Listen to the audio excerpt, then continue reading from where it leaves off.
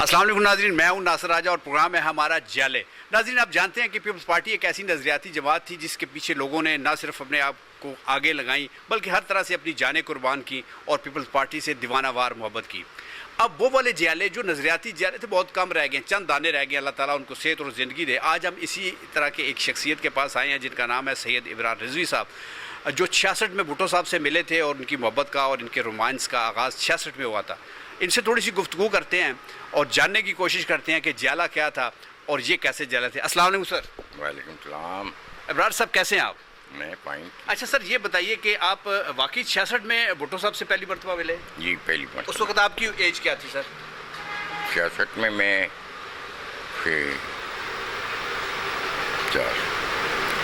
ہوں گا کوئی 16 سال کا ہوگا۔ ینگ تھے، بہت ینگ تھے آپ۔ 18۔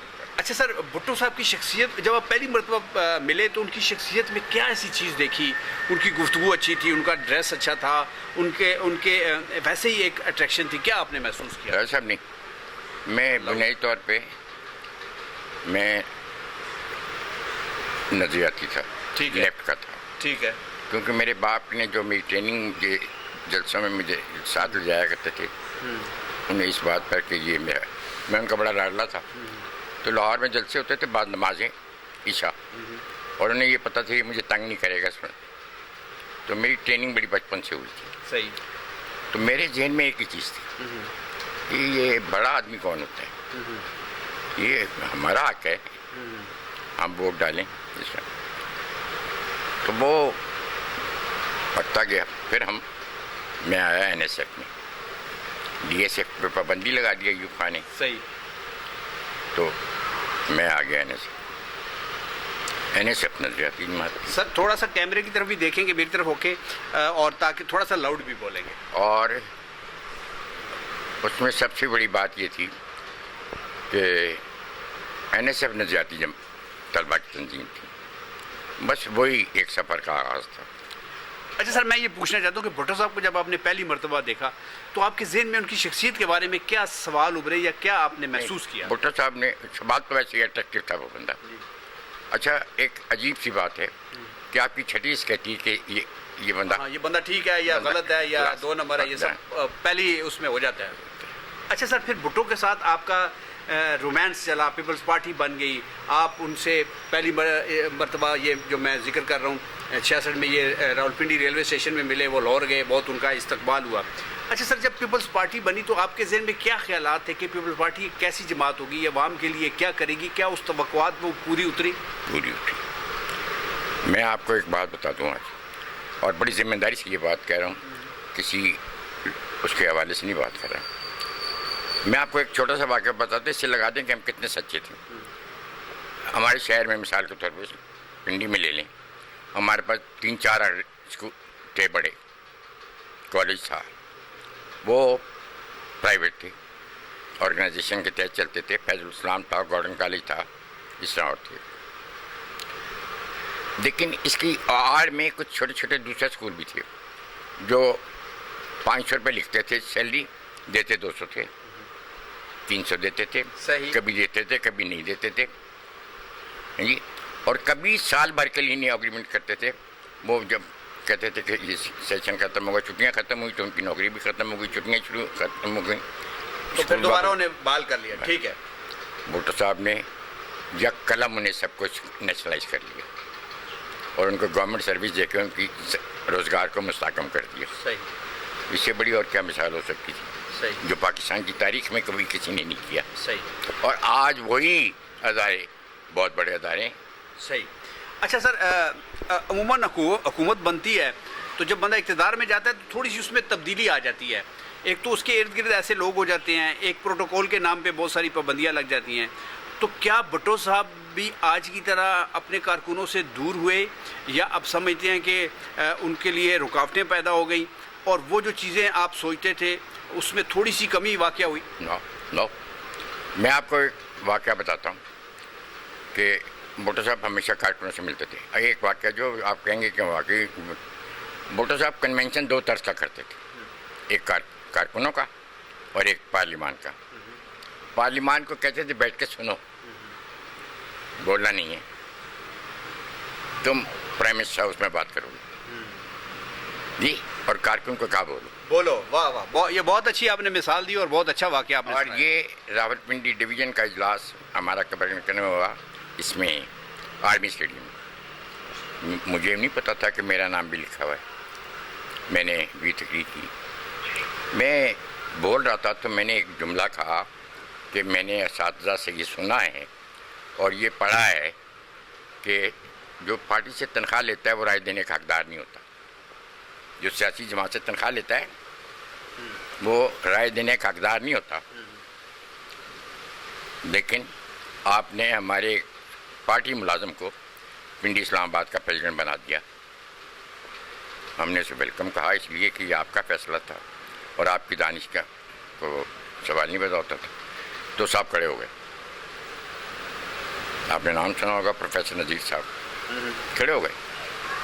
उन्होंने कहा कि भुट्टो साहब ने कहा क्या बात है? उन्होंने कहा ये नहीं, उसने मुझे ज़ाती मुलाजिम कहा। ठीक कह रहे बैठ जाओ, ये भी कह रहे हैं। फिर मैंने कहा जनाब बात ये है कि मैं रहता हूँ इस्लामाबाद में जी, और मुझे राशन कार्ड के लिए भी डीसी पिंडी के पास आना पड़ता है। जब आप कश्मीर के बारे में गुफ्तगू करते हैं तो पूरा दुनिया में फैला हुआ कश्मीरी और हिंदुस्तान और पाकिस्तान का कश्मीरी की नज़रें इस्लामाबाद पर होती हैं। उन्हें पता है कि भुट्टो साहब इस्लामाबाद में बैठे हैं। जब आप फ़लस्तीन पे बात करते हैं तो पूरा मशरिक़ वस्ता इस्लामाबाद को देख रहा होता है। लेकिन हमने इतनी सी दरख्वास्त मंजूर करनी होती है तो हमें पिंडी आना पड़ता है। हमारे पास तो तंजीम भी अपनी नहीं है, बोर्ड कमेटी है। अच्छा, ये अभी मैं बातें कर रहा था तो भुट्टो साहब को मुझे मलिक महराज खालिद साहब ने टोका कि जी साहब टाइम कम है, तजावीज़ की तरफ आए। तो भुट्टो साहब ने कहा महराज साहब बिजली कह रहे हो, तो मुझे तकरीबन 1 घंटा 10 मिनट मिले जो आप बोले वहाँ पे भुट्टो साहब की मौजूदगी में। मौजूद, सही, और ये गवाह सारे। सही। अच्छा, ये आपने बहुत अच्छी बात की है। और ये जो आजकल फुकदान है, लीडर ये समझता है उसको सब कुछ पता है और जो भी कारकुन बात कर रहा है वो शायद उसके करने की नहीं है, शायद उसको ज़्यादा इस चीज़ का इदराक नहीं है। लेकिन ये आपने बहुत अच्छी मिसाल दी। अच्छा सर, मैं ये फिर आता हूँ इस तरफ कि हुकूमत मिल गई, लीडरों से कुछ गलतियाँ भी होती हैं। आप क्या समझते हैं कि भुट्टो साहब से उनके इक़्तिदार के दौर में क्या ऐसी गलतियाँ हुई है, 1, 2, 3 जो नहीं होनी चाहिए थी, या जिनको बारे में उन्हें अपने लोगों से पूछना चाहिए था, मशवरा करना चाहिए था? देखें, बात सुने, कोई भी शख्स किसी से मुतमईन नहीं हो सकता। बाप बेटे से मुतमईन नहीं होता, बेटा बाप से मुतमईन नहीं होता। गुफ्तगू में तरक्की हो जाती है, तरीक़ेकार में तब्दीली आ जाती थोड़ी सी। तो इसमें 2-4 लोग उस वक़्त नाराज़ हुए, महराज साहब नाराज़ हुए, जरहीम नाराज़ हुए। लेकिन कारकुन के लिए भुट्टो साहब और पीपल्स आवाम के लिए कभी नहीं हुए थे। आवाम के लिए हमेशा निकल आते थे। मतलब जैसे सदर पाकिस्तान बने तो दिल घबराने लगा कि यार ये 4 दीवारी में बंद हो गया हूँ। मीर साहब को बुलाया, उसी मीर में आओ, आगे गाड़ी में बिठाया, चलो किधर चलते हैं, चलो इधर वाह की तरफ चलते हैं। वहाँ चले गए। टेक्सला में सड़क बन रही थी, गाड़ी रोकी, मजदूरों से बातचीत की, वहाँ नारे लगने शुरू हो गए। भुट्टो साहब ने वहाँ हिदायत दी, वापस आ गए। तो वो इस किस्म की शख्सियत थी। सही। अच्छा इब्रार साहब, भुट्टो साहब के आप बहुत जी ठीक है, ठीक है। भुट्टो साहब के बारे में जैसा कि आपने फरमाया कि आप वो कारकुनों की बात सुनते थे, तल्ख से तल्ख बात सुनते थे, लेकिन फिर ये क्यों कहा जाता है कि भुट्टो अपनी मुखालफत बर्दाश्त नहीं करते थे, चाहे वो उनकी पार्टी का बंदा हो या चाहे कोई उनका ख़िलाफ़ हो, वो उसके ख़िलाफ़ ज़हन में एक बात रख लेते थे और फिर उसको नीचा दिखाने के लिए पूरी तगोदो करते थे? नहीं, मैंने नहीं कहीं देखा, मैंने नहीं देखा। हमारे मीर साहब ने 7 दफ़ा या 8 दफ़ा इस्तीफ़ा दिया। खुर्शीद हसन मी ने कई दफ़ा इस्तीफ़ा दिया, रिफ्यूज़ कर दी।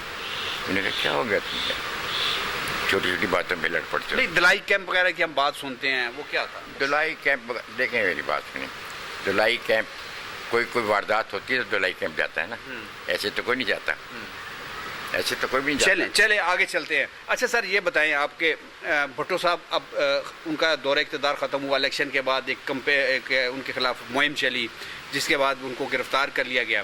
गिरफ़्तार और फांसी तक बहुत से कारकुनों ने अपनी जानें कुर्बान की। آپ اس تک و دو میں کہاں تھے؟ آپ نے کیا کیا؟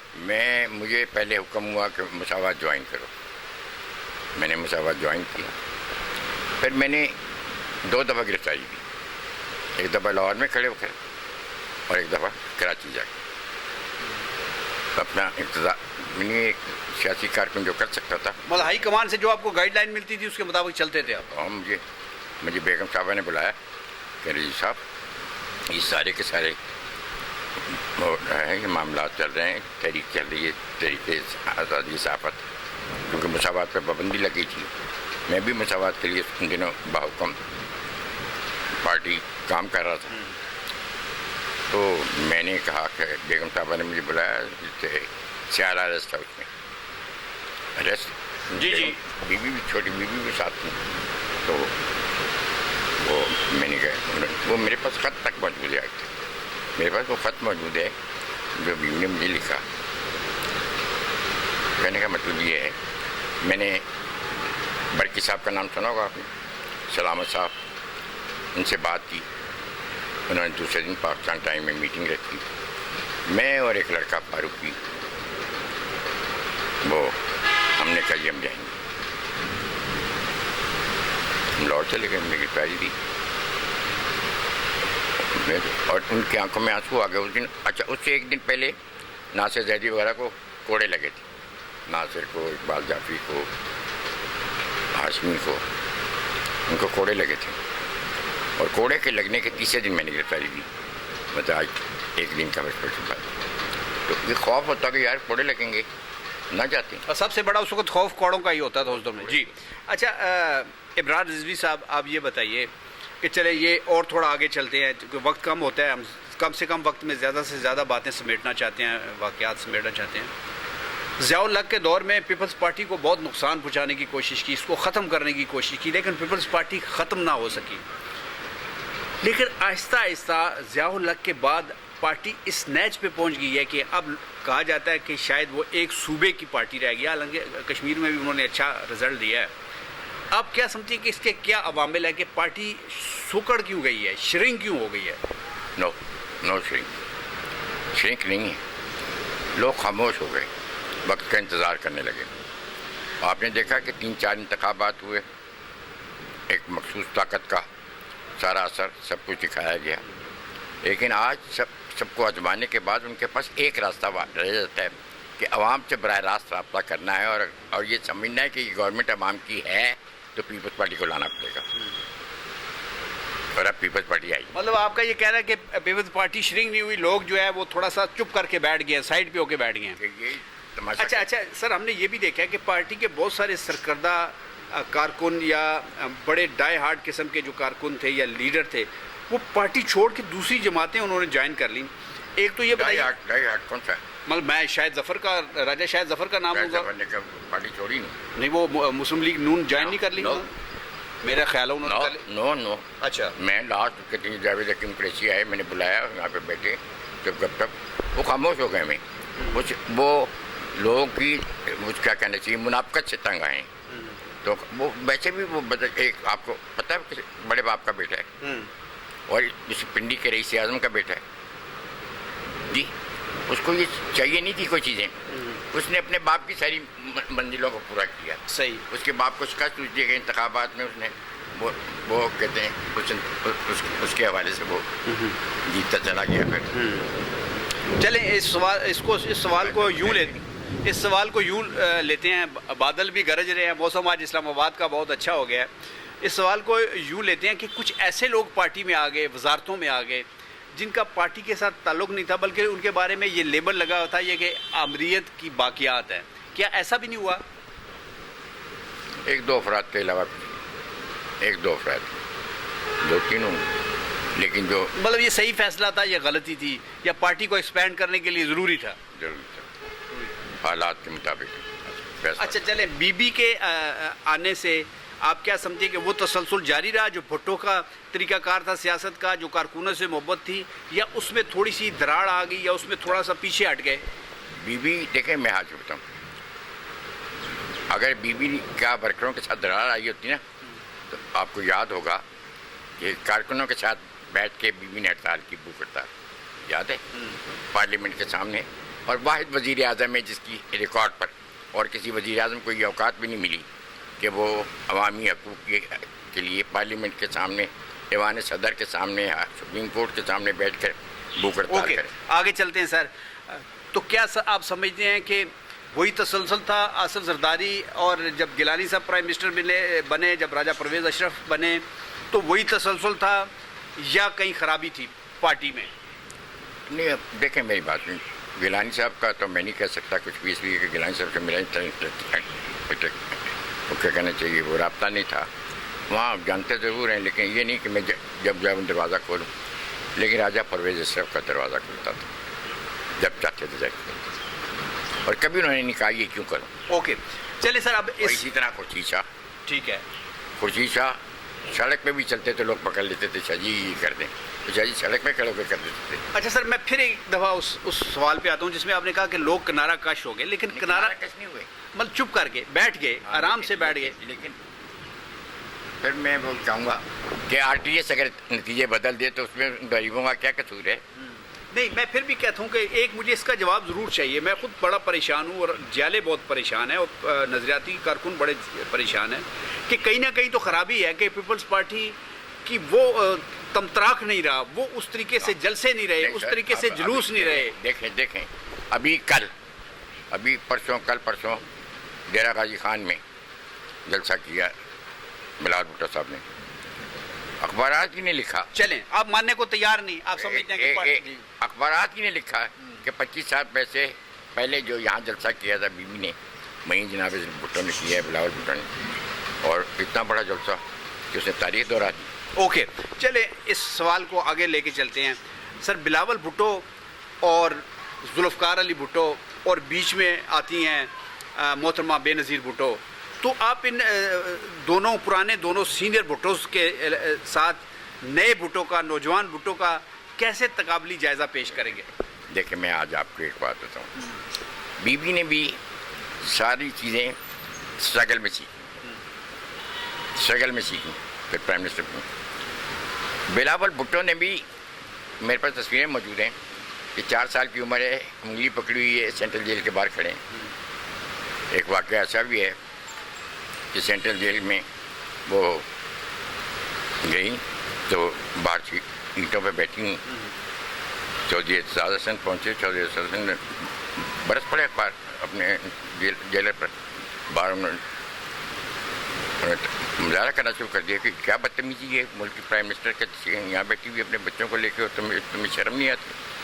آصف زرداری صاحب کے کیس کے حوالے سے تو کہنے کا مطلب یہ کہ جس بچے نے آنکھ کھولتے ہوئے جیل، عدالت، ہتھکڑی، باپ سے دوری۔ اچھا سر مجھے یہ بتائیے، میں راج صاحب بڑا جذباتی نہ ہوں، جی بات یہ ہے کہ معصوم بچہ جب یہ دیکھتا ہے کہ یہ کیا ہے اور اس کے ساتھ گرو کرتا ہے اعلیٰ تعلیم کے ساتھ، تو وہ زخم لے کے ہوتا ہے، صحیح، اور وہ زخم جب ہرے ہوتے ہیں، جب کوئی واقعہ آتا ہے تو اس کے زخم ہرے ہوتے ہیں، اوکے، اور اس کی کمٹمنٹ میں اضافہ ہوتا ہے۔ ٹھیک ہے، میں ابرار صاحب ایک دفعہ پھر درخواست کروں گا، میں چاہتا ہوں کہ کیمرے کی طرف آپ کا رخ ہو تاکہ نئے جو ہمارے کارکن ہیں وہ آپ کو دیکھیں۔ میں سوال ایک اور سر کرتا ہوں آپ سے، ایک اور سوال کرتا ہوں سر، کیا وجہ تھی کہ پارٹی کی قیادت جیسے جیسے تبدیل ہوتی گئی، اس کی باغ ڈور دوسروں کے پاس آتی گئی، اعتزاز احسن پیچھے ہوتے گئے، رحمان ملک آگے ہوتے گئے، اس کا حوالے سے آپ کیا جواب دیں گے؟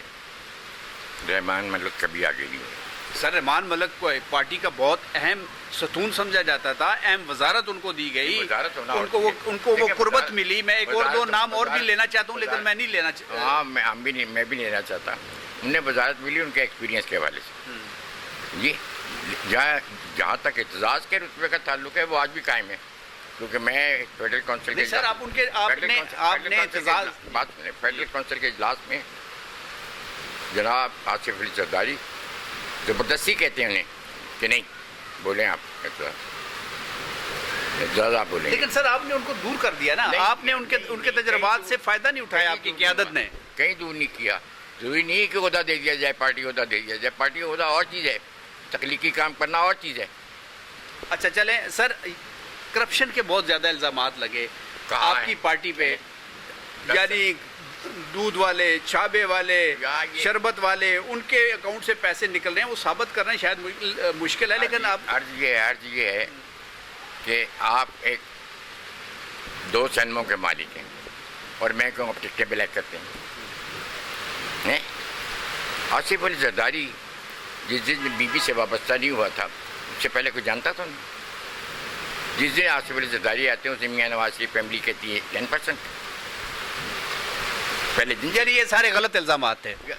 وہی اپنے مخالف کو دبانے کے لیے. اچھا اسے 10 سال جیل میں رکھا، کیا ملا؟ کیا ملا؟ کچھ بھی نہیں. چلیں آگے چلتے ہیں. اچھا سر، اس وقت جو چند دانے رہ گئے ہیں، جو جالے، خالص جالے رہ گئے ہیں، جن کی بڑی اس پارٹی کے لیے قربانیاں، یا اگر قربانیاں نہیں بھی ہیں تو محبت ان کے جو سینوں میں ہے نا وہ اسی طرح موجزن ہے. میں چاہتا ہوں کہ ان کے نام لیجئے آپ کہ وہ پارٹی کا اثاثہ ہیں اور ابھی بھی پارٹی میں موجود ہیں. دیکھیں، افتخار شہزادہ اسلام آباد میں، بابر مناس موجود ہے، اجمل اجاز موجود ہے، بے شمار لوگ ابھی تک موجود ہیں. سردار سلیم کے بارے میں کیا کہیں گے؟ سردار سلیم جو بڑا سینئر پرسن، لیکن ان کو اگنور کر دیا آپ نے سر. اگنور نہیں کیا. انہیں ہمیشہ عزت دی ہے، ہر جگہ عزت دی ہے. لہٰذا ہی از ویری اولڈ، اور وہ خود بھی اتنا ایکٹیو نہیں، سوشل میڈیا پہ کرتے رہتے ہیں، چلیں. لیکن پارٹی سے وابستگی ہے. اچھا سر، 2-3 ایسے سٹیپ بتائیں جو آپ کی پارٹی کو لینے چاہیے تاکہ آپ کی پارٹی ایک بار دیکھیں، پھر ہم نے ابھی تنظیم نو کی ہے. حسن مرتضیٰ خوبصورت انتخاب ہے، راجہ پرویز اشرف عوامی انتخاب ہے پنجاب کے بنائے پنجاب میں. جی. یہ 8 تاریخ کو لاہور میں ان کا استقبال دیکھ لیجئے گا، پتہ لگ جائے گا کہ پارٹی پریزیڈنٹ کا کیا حال ہے. چلیے سر، بطور ایک جیالہ ہونے کے اپنی پارٹی کے کارکنوں کو، اپنی لیڈرشپ کو کیا بات کرنا چاہیں گے، کیا پیغام دینا چاہیں گے؟ میں لیڈرشپ کو تو کچھ نہیں کہنا چاہتا.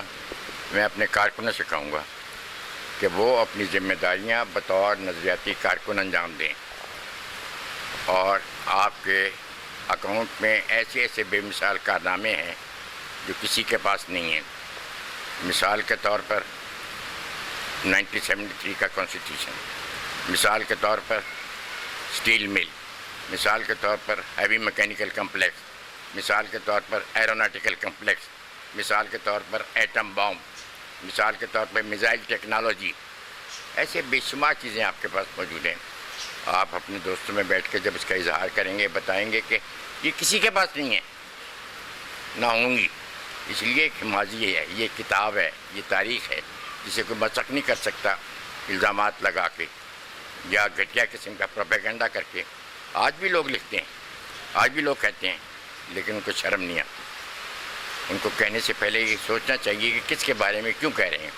کل 2 دن آج گنے، آج کا دن پھر بھٹو کے دن کے نام سے وابستہ ہے. آج کے دن قادیانیوں کو سائن کیے تھے بھٹو نے. اوکے، آئندہ آپ حکومت دیکھ رہے ہیں پیپلز پارٹی کی آنے والی ہے؟ بالکل دیکھ رہا ہوں. بہت شکریہ سر. آپ جناب یہ تھے سید ابرار رضوی، جن کی آواز کا بھی میں بڑا مداح ہوں، لیکن شاید آج تھوڑا سا دھیمے پن کا شکار تھے، دھیما بول رہے تھے. میں بار بار ان کو کہہ رہا تھا کہ تھوڑا جس طریقے سے آپ گھن گرج سے تقاریر کیا کرتے تھے، ہم نے خود ان کی بڑی تقاریر سنی ہے، آج بھی بولیں. لیکن آج ذرا تھوڑے سے شاید موسم کا اثر تھا، موسم کی گھن گرج زیادہ تھی، ان کی گھن گرج کم تھی. لیکن ایک بات ضرور ماننے والی ہے کہ ان کی محبت، ان کی لائلٹی، ان کے سارے جو دائیں بائیں کے سب ان کے اصول سارے اپنی پارٹی کے لیے اور اپنی پارٹی سے محبت کرتے ہیں. اور یہی اس پارٹی کا سب سے بڑا خزانہ ہے، یہی اس پارٹی کا سب سے بڑا اثاثہ ہے. ہماری دعا ہے کہ یہ پارٹی ایک مرتبہ پھر پھلے پھولے، پھر پاکستان کے لیے کام کرے، پھر سارے صوبوں کی زنجیر بنے. اپنا بہت سارا خیال رکھیے گا. اگر ہمارا چینل ابھی تک آپ نے سبسکرائب نہیں کیا تو اسے ضرور سبسکرائب کیجئے، لائک کیجئے، شیئر کیجئے، تاکہ ایسے جیالوں کی کہانیاں بھی آپ تک پہنچتی رہیں. اور دوسری پارٹیوں کے بھی جو متوالے ہیں یا یوتھیے ہیں ان سے بھی ہم بات کریں گے. اور یہ سیاسی کارکن جو سیاسی پارٹیوں کی جان ہوتے ہیں، جو بنیادیں ہوتی ہیں، ان کی عزت کے لیے ہم کام کرتے رہیں. پاکستان زندہ باد.